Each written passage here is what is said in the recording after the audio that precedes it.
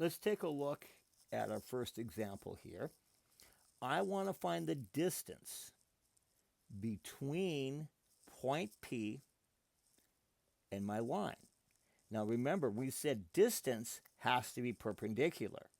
So on the coordinate plane, the first thing we're going to do is we're going to find the slope of line L. So I've got my 2 points here. I think I'll go 4 minus 2 over, because we did 4 minus 2, then I'll go 5 minus 1. So 4 minus 2 is 2, and 5 minus 1 is 4, which simplifies to 1/2. Now I want to do perpendicular to that line, so we know the slope of perpendicular lines is the opposite reciprocal. So that means my slope that goes through 1/7 is going to be -2 over 1, or just -2. I'm going to graph that on my line. So what I'm going to do is I'm going to start at 1/7. I'm going to go down 2 and over 1. Down 2 and over 1. Notice it intersects right here, doesn't it? So my point on line L, that's going to be the perpendicular distance from P. If I look at that, that's over 1, 2, 3, and up 1, 2, 3. So now what I'm going to do is I'm going to find the distance between those 2 points. So we're going to use the distance formula. So I'm going to say, okay, so that will be 3 minus 1 squared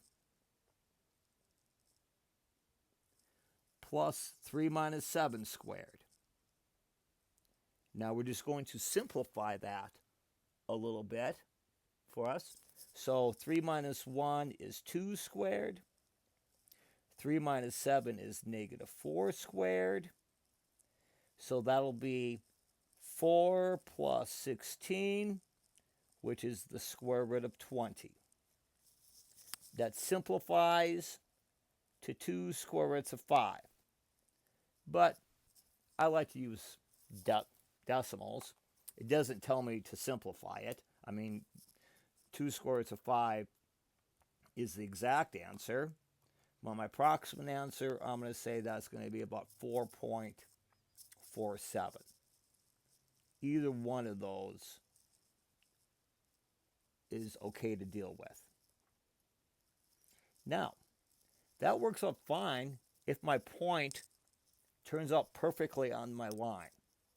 What happens if it wouldn't have been exactly, or it's kind of big, and we don't want to graph this by hand? Let's show you how we're going to do that over here on the main street. So if we look at our second problem here, it tells me the developers of an amusement park want to build a new attraction. According to the park regulations, the entrance to each attraction must be at least 10 yards from the center of Main Street. So I'm looking at Main Street here. In the design plans, the entrance to the new park is located at A -610. You can see that right here. And I've got my 2 points on Main Street. And if each unit represents a yard, does it meet the park regulations? Well, the first thing we're going to do, let's find the equation of Main Street.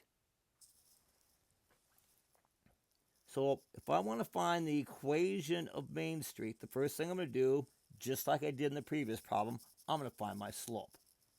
So I'm going to say -9 minus 3 over 11 minus a -1. So -9 minus 3 is -12. 11 plus 1 is 12. The equation of my line is -1. Not the equation, the slope of my line is -1. Now let's write the equation of Main Street, since I have the slope and a point, let's write it in point slope form. Point slope form is y minus y1 equals m times x minus x1. So I'm going to write my equation. Let's use the point negative 1, 3 if I didn't say before. So it'll be y minus 3 equals negative, because my slope is negative 1. I'm just write negative. You could write negative 1. I guess it doesn't hurt. And we'll say x minus a negative 1 or x plus 1. Point slope form. Now, let's write the equation of my perpendicular line. My perpendicular line is my amusement park. So it goes through negative 6, negative 10. So then I'm going to say that'll be y minus a negative 10, which is y plus 10, equals, what's perpendicular to negative 1? Well, it'll be positive 1. Then I'll say x plus 6. Now, what I could do now, if I wanted to really stick it to algebra, I could solve the system of equations. But I think instead of doing that, let's graph these in decimals. So we got stuff open here that we don't need.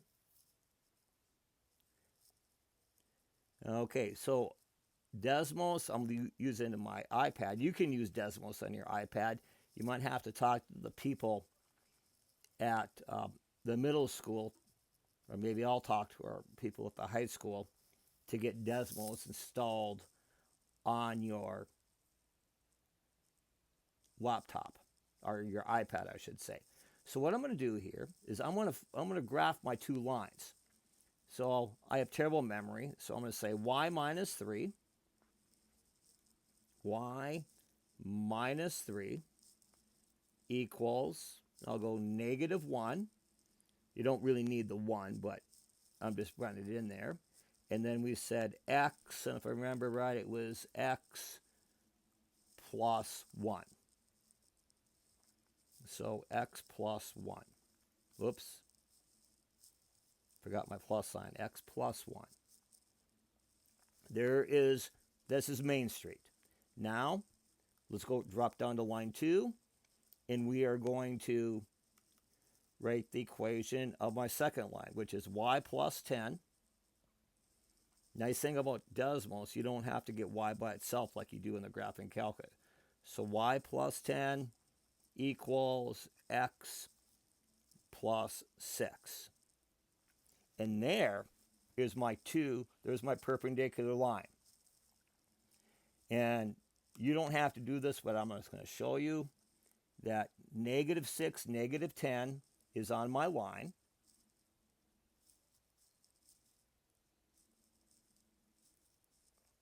Where's my comma? There we go.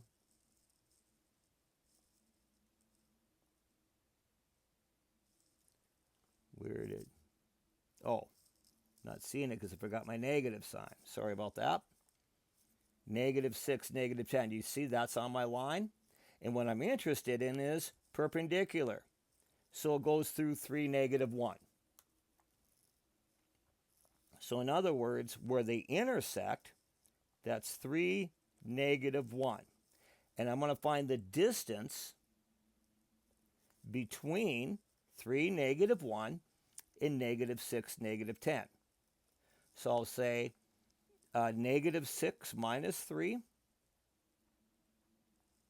squared plus negative 10 minus a negative 1, which I'll write as plus 1, squared. Negative 6 minus negative 3 is negative 9 squared plus negative 9 squared, isn't it? Well, that's the square root of 162, isn't it? 81 plus 81. Use your calculator, and the square root of 162 is 12.7. Now, is that more than 10 yards? Because that's what they're asking. They want it to be at least 10 yards. So yes. And your explanation was your work. So if I tell you to explain it, you got to tell me why. In this case, you got to show your work. So it's 12.7 yards away from Main Street. So then we've got it. Now continuing on here, let's take a look at distance between parallel lines. And just like distance between a point and a line, any point on my line has to be perpendicular to a point on my other line. Now, since they're parallel, that's always going to be the same distance.